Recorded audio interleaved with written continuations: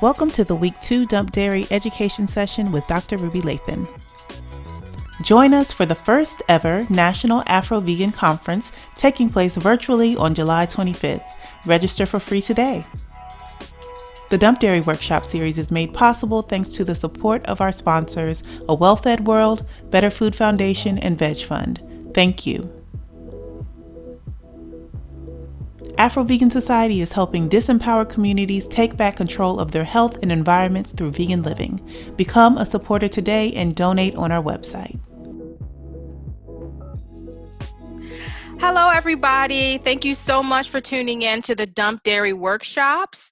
Today, I am so happy to have Dr. Ruby Lathan, who's going to be doing a talk. And, it's always so wonderful having Dr. Ruby Lathan come out and speak at our events. And now with this online stuff that we're doing, it's so great to have her here because she's so inspirational. Everybody always loves her.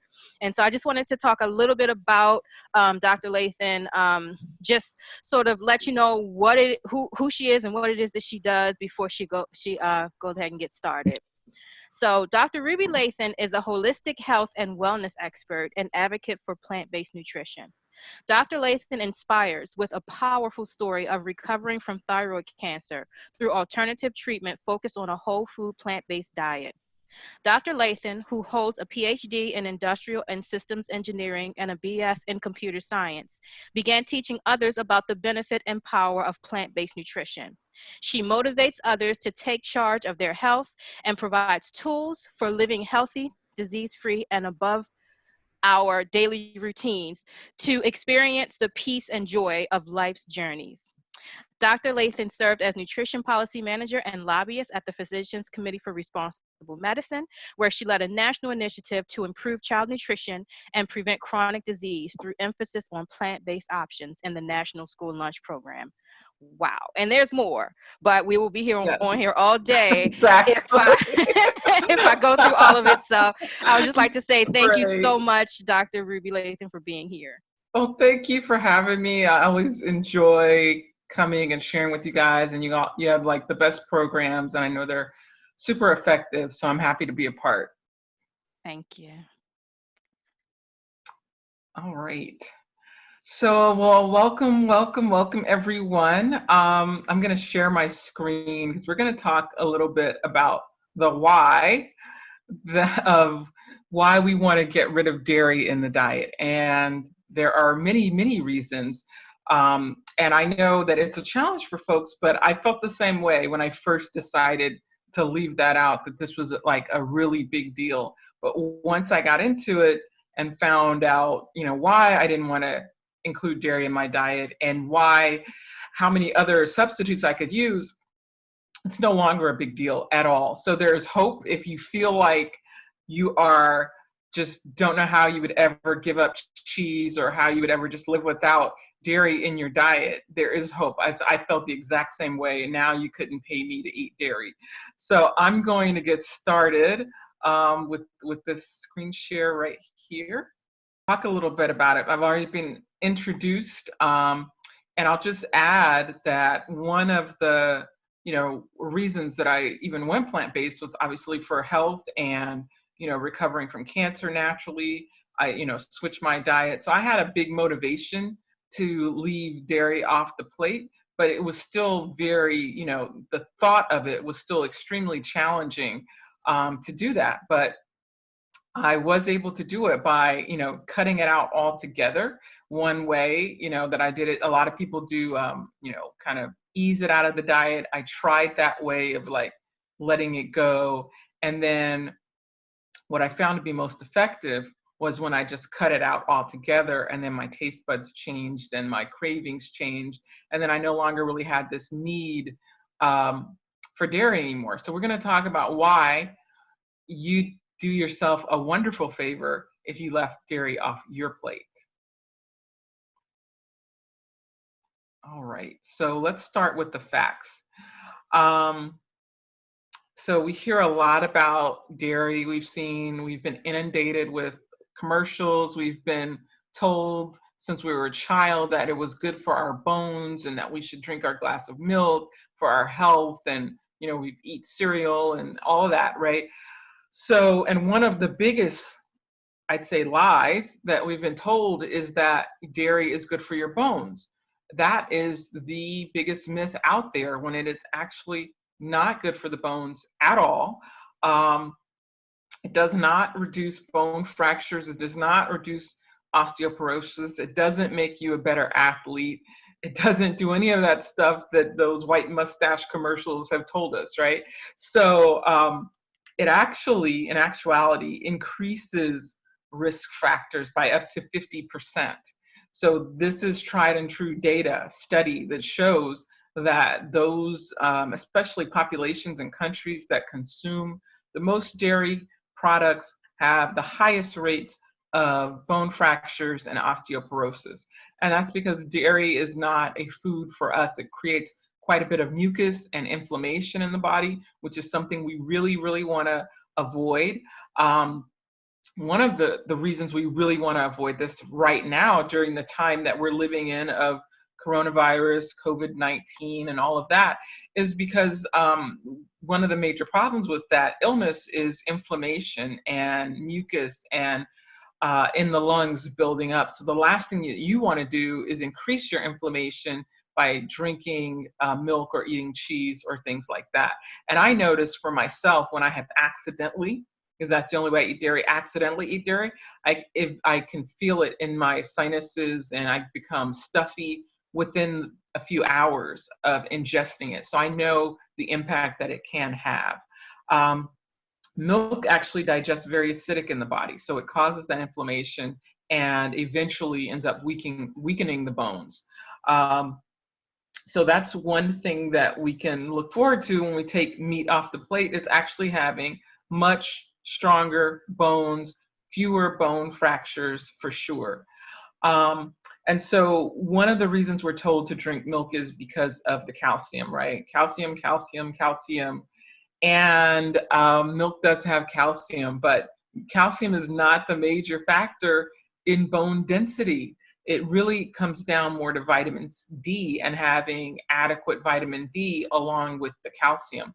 Not only that, the calcium that we get from beans and greens is much more bioavailable, meaning that it's much more available to the body to utilize to help strengthen the bones and all the other things that we need. So vitamin D is the thing that we should be looking at when we're trying to make sure we have strong bones and fewer bone fractures. And you get vitamin D3 specifically from the sun, and spending, a good 30 to 45 minutes every day out in the sun with a lot of skin exposure.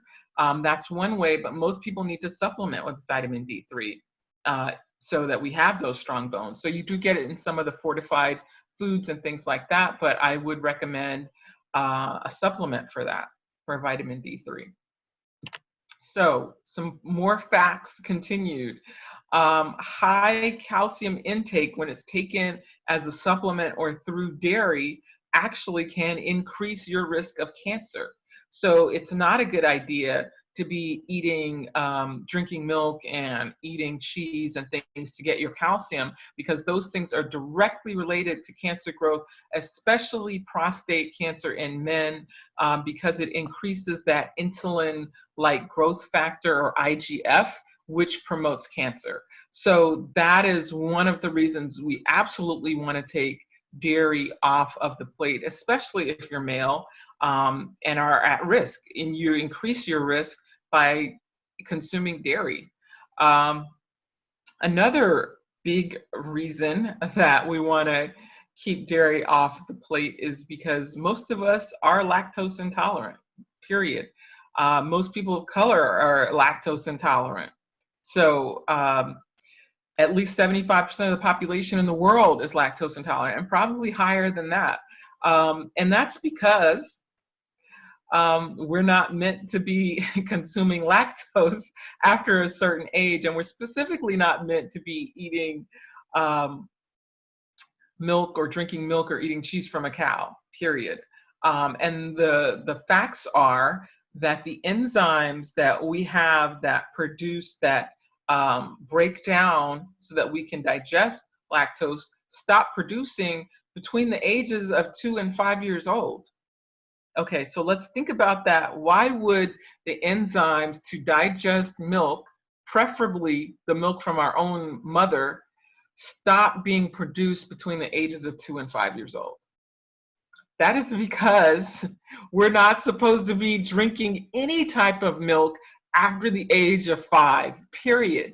And 2 to 5 is when most children are weaned from their mother's milk. So they lose those enzymes because you don't need them anymore. There are not any human adults that I know that are, or that I've even heard of, maybe a few outliers, who are still consuming their mother's milk after the age of 5, 6, as adults, years old. That's just not happening. And that's not happening for a reason, because the mother stops producing milk when you stop intaking it. And cows are the same way. They don't produce milk forever. Like we just think dairy cows are just dairy cows because they're made for dairy. They're not.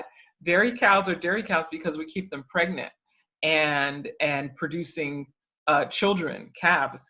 And so, and then when you continuously continue the milking process and it starts waning, they impregnate them again, so that process starts all over again. So when you think about, there are no such thing as, quote, dairy cows. We create them by constantly artificially inseminating them.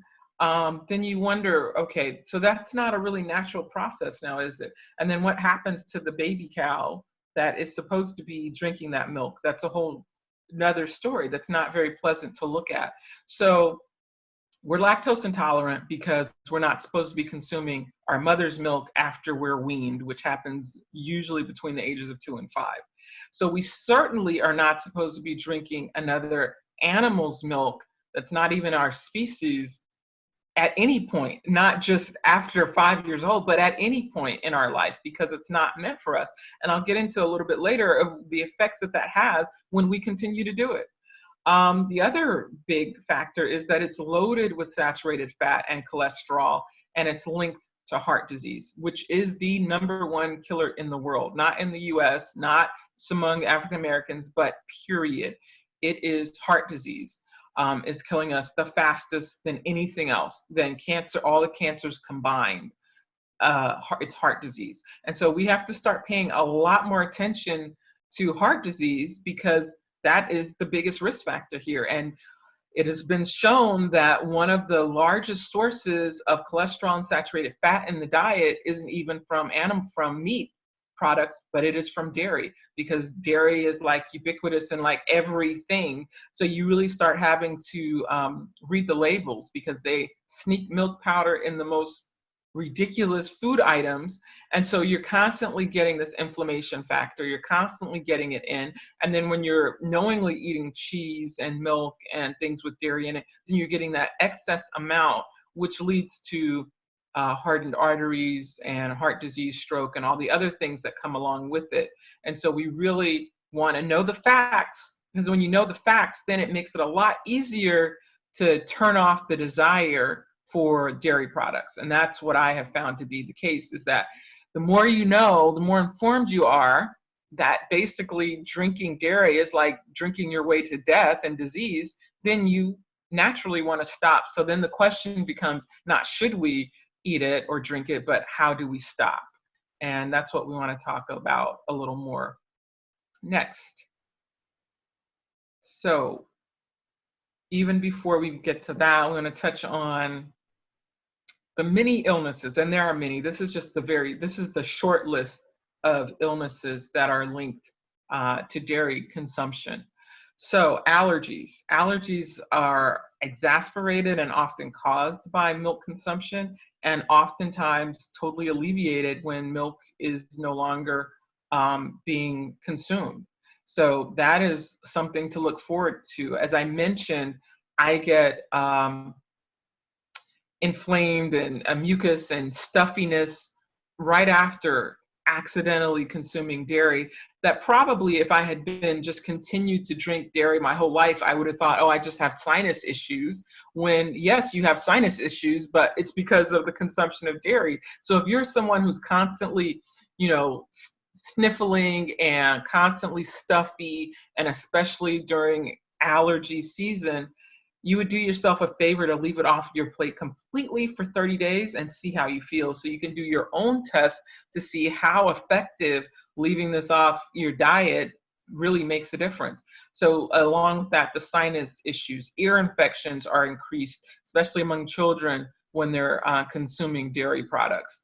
Type 1 diabetes is heavily linked to the consumption of dairy as a child. So when, unfortunately, if children aren't drinking their mother's milk and they're given or they're supplemented with milk, oftentimes the type 1 diabetes starts very early, and it is because of the damage that the antibodies that happen to start destroying the pancreas because of this foreign substance, which is cow's milk. So the body in some people reacts very negatively in trying to handle this foreign consumption and creates these antibodies that attack the pancreas, and then they're left with type 1 diabetes. And so that is something that is heavily linked to the consumption of that. Chronic constipation, especially among children, is linked to the consumption of cheese and milk products, because we often, if you look at any child's menu, right, and you go to any restaurant and you look at the kids' menu, it's always cheese, like cheese sticks, mac and cheese, or meat. It's like chicken fingers, burger, mac and cheese on top of cheese. And so it's like, what do you think is going to happen to this little person's body when they're just inundated with this gooey, sticky substance that's very hard to get out of the system? It's chronic constipation. Anemia, another one that is caused by dairy products in children. Cancer, I already mentioned prostate cancer, but also linked to other cancers like breast cancer and all the reproductive system cancers, and just cancer in general is increased because of that IGF hormone that is in the milk. Multiple sclerosis has also been linked to that.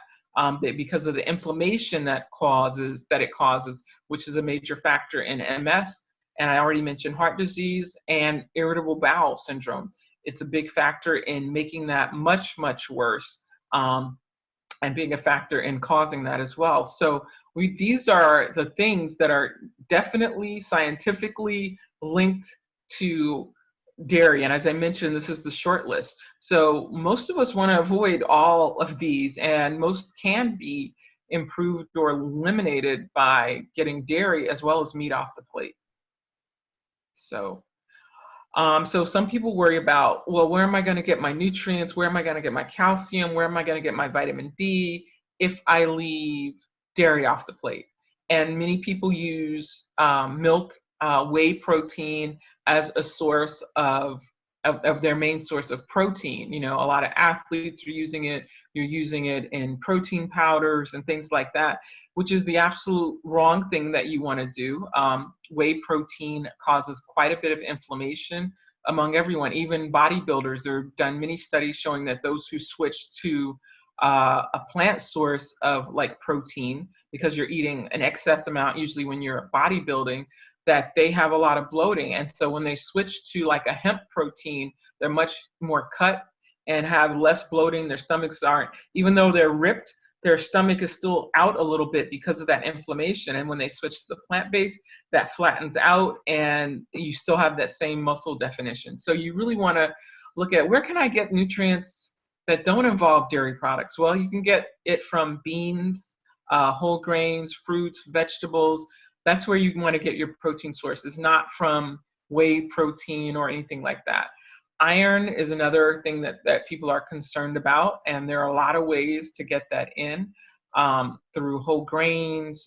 There are many whole grains, buckwheat, wheat, rye, all of those things. A lot of gluten-free grains, including quinoa, apricots, a lot of the dried fruit, figs, prunes, and of course leafy greens, spinach, and those kind of things help with that uptake of iron. So the other thing we want to look at is our omega fatty acids, because we're looking at how do we reduce this inflammation that is brought on by dairy.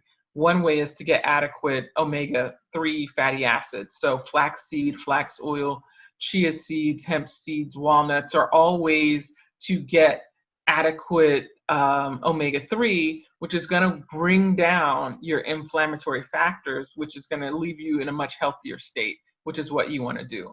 And then we want to look at the flagship nutrient that milk always touts: calcium, calcium, calcium. Well, the best sources of calcium are beans and greens. Again, they're better, much more available through those sources. And then you don't have to worry about overconsumption of calcium, because what's been shown is that eating dairy or supplementing with calcium can have an opposite effect of what you're looking for and cause and lead to certain cancers. So the best way to get your calcium is not through supplementation, and it's absolutely not through dairy, but it's through eating beans and greens on a regular basis. And by regular, that's like every day, just about. So not eating those jelly beans, eating the real beans. So moving on, calcium, talk a little bit more about that, where you can get it. So I mentioned beans and greens. So I just want to give you like how much you can get, which is quite a bit in many of these foods, you know, with collard greens being the highest with 358 milligrams a cup, with spinach, when it's cooked, close, you know, not far behind. Tofu is a great source of calcium as well. But all the beans, as you can see, northern beans, white beans, all of those, broccoli, kale, so mustard greens. Eating greens, as I mentioned, just on a regular basis should be happening every day. You should not be struggling to get greens in every day. And then a source of beans can be very easy at lunch or dinner, or as a bean dip or hummus or something like that. Really easy to get the beans in too. So, let's talk about replacements, right? So if we are deciding, which I hope you have and will, that we're gonna leave the dairy off the plate because it is not good for us. So what are you gonna do instead? I know that's a big question, like, what about pizza? What about mac and cheese? What about all the good stuff that's got the ooey gooey cheese on it, right? Well, there are alternatives for all of that. Absolutely all of it has alternatives. So let's start with milk. Milk is the easiest because there are like literally 20 plus different types of plant-based milks that you can choose from, and that's not an exaggeration. So we've got almond milk, we've got hemp seed milk. I prefer hemp seed milk. Almond milk is a close second. I like hemp because it's a little thicker than some of the other milks, and I like coconut milk, rice milk, soy milk, oat milk, cashew milk, hazelnut milk, and I could go on and on, pea protein milk or pea milk, all of that. So there are many, many. So I don't want to hear, oh, I don't like them, because I'm sure you haven't tried them all. Until you try every one in different formats. I usually prefer unsweetened because you don't want extra sugar. I can't believe that you can't find a plant milk that you don't like. And then the other option is you don't have to drink milk at all. But if you're someone who wants to use it for like cereal or for other things, then it's there. I mean, I rarely just drink a cup of milk ever. It's usually as like in my oatmeal or in something or in a recipe is where I'm using these different plant milks, or with granola or something like that. So there are tons of them to choose from. So I encourage you to try them, see which one you like best, and then stick with that. And then what's not listed here is you can make your own. You can make your own pumpkin seed milk. That's my favorite and easiest, or hemp seed milk, just with hemp seeds and dates and water and a little vanilla extract and a pinch of sea salt and blend it. It's usually like a 1 to 4 or 1 to 5 ratio. So 1 cup of nuts to 4 cups of water, or 5 cups if you like it thinner, and less if you like it really thick. So one way I like to do that is like if I want something like a milkshake, I'll do pumpkin seed milk and use a lot less water, add a few more dates, and then add like blueberries to it. And it's like insanely good. So there are really easy ways to get this done. And then in cooking, when you're looking at milk, you can use coconut milk in place of like condensed milk, just the full fat coconut milk. You can just use that. It works just as well. If you're really wanting to mimic it, they even have condensed coconut milk, which has a little sugar in it, like condensed milk. So you have that option. They also have coconut cream. So in the place of, cream in recipes, you can use that. So I mean that's a really good option. Or if you just have the regular full fat coconut milk and you put it in the refrigerator or just open it, usually the cream is right at the top and you can just scoop that off and use that. So you don't have to buy a special coconut cream, and then you just use the rest of the coconut milk. So you have a lot of options for even condensed milk and coconut and cream as well, heavy cream. We don't want to be using real heavy cream because it's full of that saturated fat and cholesterol. So some cheese substitutes. Now I know I started with the milk because that's the easy one. The cheese substitutes are trickier, right? There's nothing tastes exactly like cheese, like a regular good old cheese pizza, as they say, but they've gotten so much better than even 4 or 5 years ago. And there's so many to choose from that you just have to give them a try and see what works for you. So they're homemade cheeses. So I make my own, like sometimes when I'm doing a pizza, I do cashew cheese, really easy to whip up. Those recipes on my website. I do dips as well using like a cashew based. I just did a artichoke and kale dip using a cashew base to make it really creamy. And I think I even really made it decadent by adding one of the artisan cheeses, like tree line cheese from almonds, and it just really made it really creamy.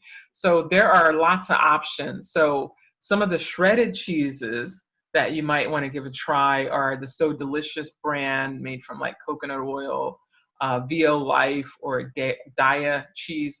All good shredded cheeses that you can give a try, and they also make the most of those in blocks as well. So those are things that that kind of melt-ish on your pizza or things like that, but they really fit the bill for most things. Like if you're doing lasagnas or manicotti or something like that, you can easily use those.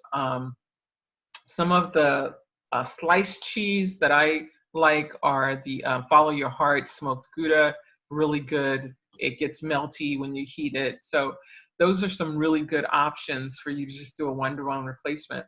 And then if you like cheese and crackers or cheese wheels, then there are the Miyoko's Kitchen. There's Tree Line cheese that comes in a little container that you can just scoop right out. There's the Kite Hill. These are like the soft cheeses that are incredibly good. I mean, all three of those are like top notch. So I would give those a try. And there are others. Tofu is often used in place of cheese, like in a lasagna or like in a manicotti or something like that. So you can use it that way. You want to season it. You don't want to just blah it in there and expect it to taste great. You want to mix it with like some basil, parsley, a lot of seasoning, and then use it like you would like a ricotta cheese. Tofu needs work. It needs some seasoning. And then nutritional yeast is something you want to keep in, because when you're making like your cheese at home, like cashew cheese, it makes things creamier and it gives it this nice umami kind of flavor. So that's suggested. And then a lot of times you can just leave out the milk in recipes or substitute it with something else altogether. So sometimes just adding more water, it just depends on the recipe.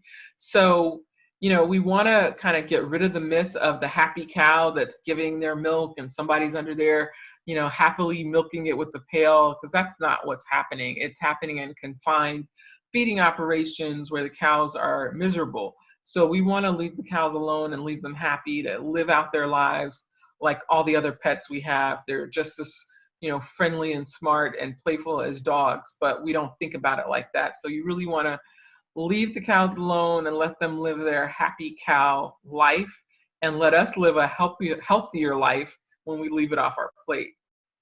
So I just want to talk about really quickly, why you want to go toward plant-based. And we're talking about dairy, but when we're leaning toward that plant-based diet, the reason it is so helpful, and when you get rid of the dairy off your plate and replace it with plant-based foods like the nuts and seeds we're talking about, you're going to get a more alkaline makeup in your body. You're going to have more enzymes that you are consuming, which helps break down your food. You're going to increase your fiber. All of the nut cheeses and things are high in fiber, which helps you get toxins out of the body. And then you're going to have tons of phytonutrients, which are plant nutrients, and all the antioxidants, which helps your body repair. So the good thing is that when you switch away from dairy, and I hope that comes along with also a plant-based diet, then your body is like doing black flips and like, yay, we can get to work, we can get rid of the inflammation, we can start healing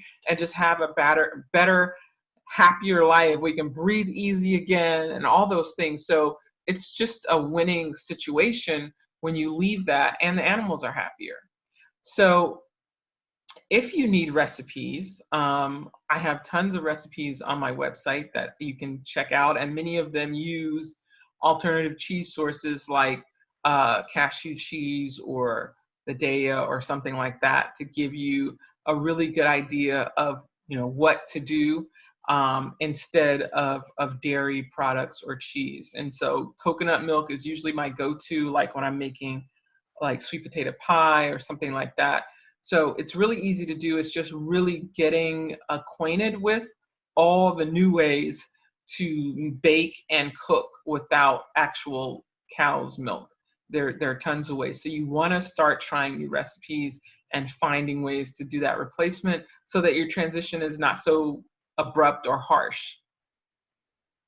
So I hope you're ready to live your healthiest, best life, because I am, and I'm so happy that I'm no longer participating in a very inhumane and cruel industry that is the dairy industry, because it's heart-wrenching when you really find out how milk is made, how cheese is made. It's not this happy process at all. When I read about how in some of the farms in certain cities, they all inseminate the cows all at the same time, so they're all giving birth at the same time, and then they take away the calves within hours of their birth, so that we can have the colostrum that's supposed to go to the baby cow to give it an immunity. And so now we're taking that away and selling it as this wonderful immune booster to people to say, oh, you many enzymes and nutrients best ever, and we're selling that. And so now the baby cow doesn't get it, but we're going to end up drinking the milk from that cow that didn't get that immunity. And so in these towns where they take these baby cows away immediately, the cows just moan and moan for days, okay? So loudly they have to send out, notices to the surrounding neighborhoods that nothing weird is going on. It's just the cows, mourning the loss of their babies. So they have emotions too. And so that's very sad. And so then we take away the milk from the little baby cow, and then we give it some powdered stuff, and then the humans drink the cow's milk, which makes them sick and gives them cancer. So I just want you to think about that, so that when you are tempted to go back to eating it, and because I had to reprogram my thinking on, well, why am I not eating cheese anymore? Because, in the beginning I'm tempted, and I would have to run through the reasons. Oh, because I'm not a baby cow. Okay, that's number one. Oh, because it causes inflammation. Oh, because it's full of pus and blood and has been colored back white because of the over milking of these cows causes the udders to bleed and break, and there's plenty of infections, and the cows have lots of hormones because they're pregnant. So there's no such thing as hormone-free milk. There's such thing as additional hormones haven't been added, but by the nature of it being milk means it is full of hormones, because it was meant for a little baby calf to grow really huge, a couple 100 pounds in a few months. And so that's why that IGF growth factor causes havoc in our bodies, because that's what it was meant for rapid growth of cell development. And in us, when we're already grown or we already have our own growth hormones, and then we're adding that, now we're creating this monstrous effect of cancer in the body. And so when I think about, okay, so I'm not a baby cow, I don't want to create more cancer avenues in my body, I don't want the pus and antibiotics that comes along with it. By the time I run through this list, I don't want dairy at all. This is why I said in the beginning, you can't pay me to eat dairy now, because I don't want to harm my body in that way. So I hope you are getting that message and are ready to live your healthiest life. So one way to do that is connect with other people who are living a healthy lifestyle. And I help people with this by offering a free wellness call every Monday night, where you can dial in and ask your question. Myself and holistic physician Theodore Watkins cover a topic every Monday night, and then we open it up for Q&A. You can ask about anything. It's a wonderful source because you hear the stories of other people who have changed their diet or are changing their diet, and you get encouraged. So I encourage you to take advantage of this free resource so that you're in the mindset constantly of living a healthy life.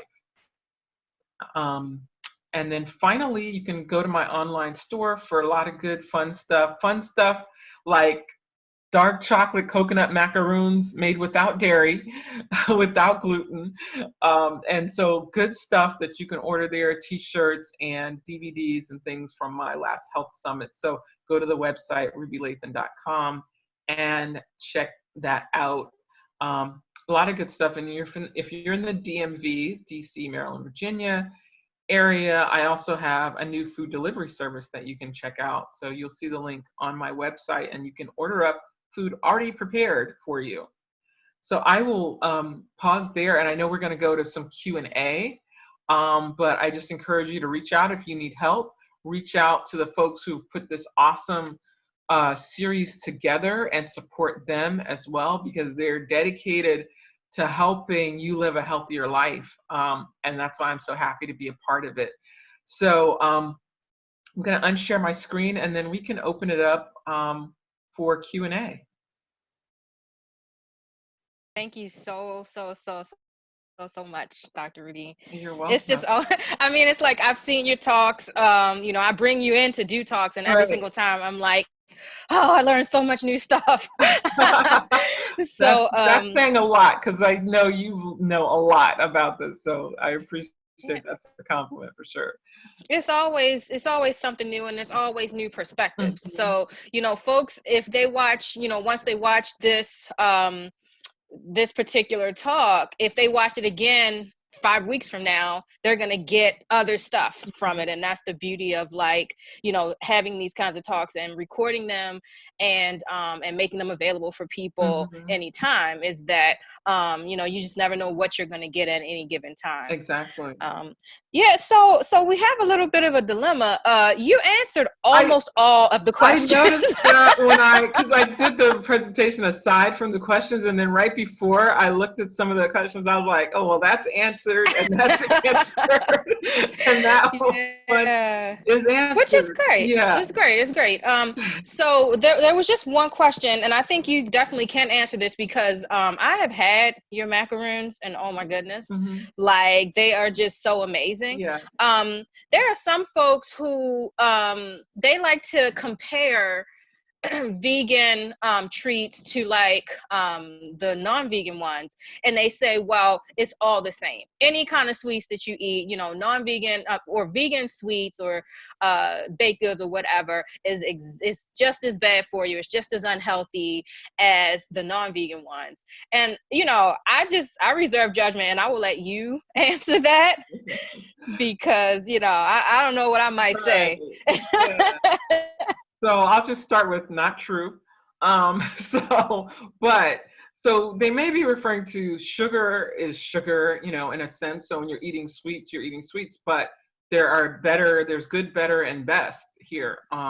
So what you're eating, dairy absolutely makes it worse. So it's absolutely not the same to say, I'm going to have one cookie that's made with, like, eggs and milk, and I'm going to have one that doesn't have eggs and milk, but it has exactly the other same ingredients, it's night and day still, because now I am intaking cholesterol and saturated fat and IGF growth hormone and all of this antibiotics and all of that other stuff. So it's absolutely not the same just off the bat by leaving those things out. And then, I tend toward whole food vegan diet. So, I try to use the better sugars. Like I use coconut sugar, which has a lower glycemic index, which is not the same as white sugar. So it's not going to give you that sugar spike as much. And if you're using like whole grains, we're using like brown rice and coconut, it's still different in that sense. But so it's absolutely not the same. Even if all the other ingredients are the same, you're still not going to get this instant inflammation and all the other issues that come along with dairy and egg products. So, and you want to lean toward healthier sugars for sure, and whole grains, which these have. So. Yeah, that's what I was thinking. But I said let the expert tell them, because they're not gonna listen to me. So Right. and people, once they watch this, they may have some other questions. So can you tell folks how they can get in contact with you? Now, I know that they can call into the show on Mondays, but if they just gotta get a question to you like immediately, what's the best way for them to get in contact? So they can, through my website is really a great central place for everything, because they can email me there with questions or make appointments. Or I am online a lot. Instagram is a good way. I do reply there too. So, but I'd say probably just email me at info@rubylathan.com, or you can just find that link on the website as well. Would be a good way to do that. Awesome. Thank you so much. And just thank you for always being available. I mean, you've been in like films, you're like this big deal. And here you are just still setting aside time for the little people like us who, just really value what you bring to our community. And so I just want to thank you so, so much. Yeah, well, I'm happy to do it. I love doing it. I love connecting with people and just making the transition for folks a lot easier when you have the facts and you have some tips, to make it happen. And for folks, I mentioned that you're in films. For anybody who doesn't know what I'm talking about, and they should, Dr. Ruby Lathan is also featured in the film What the Health, which is on Netflix. And you're just such an inspiration.